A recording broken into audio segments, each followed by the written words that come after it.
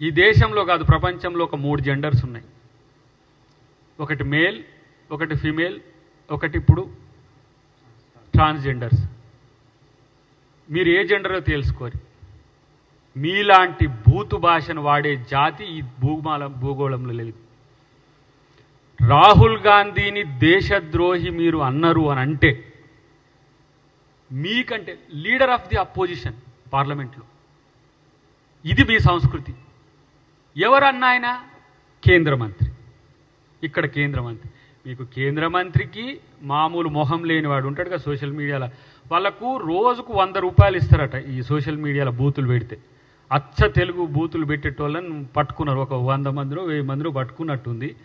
ఇక వాళ్ళు పెట్టే తిట్లు నేను నా పుట్టుకని చదవగలను, నేను 50 ఏళ్ళు దాటొస్తున్నా. కానీ ఇలాంటి నీచ నికృష్టమైన పదాలు వాడుకుంటూ మీరు ఇవాళ మళ్ళీ మాట్లాడతారు పవిత్రులం మేమని చెప్పి.